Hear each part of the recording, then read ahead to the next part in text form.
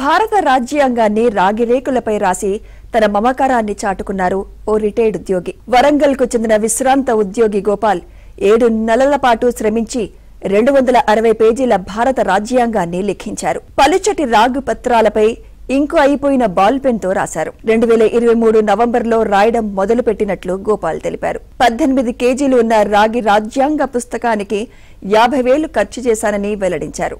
దీనిపై మరింత సమాచారం మా ప్రతినిధి నవీన్ అందిస్తారు.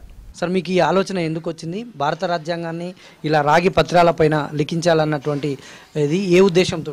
2006లో రిటైర్మెంట్ అయ్యాను. అప్పటి నుంచి ఏదో ఒకటి సాధించాలి, చేయాలి. నేను భారతీయుని కాబట్టి దీనివల్ల ఒక భారతదేశానికి ఒక కీర్తి రావాలన్న ఉద్దేశంతోనే ఒక భారత రాజ్యాంగాన్ని రాయడం జరిగింది.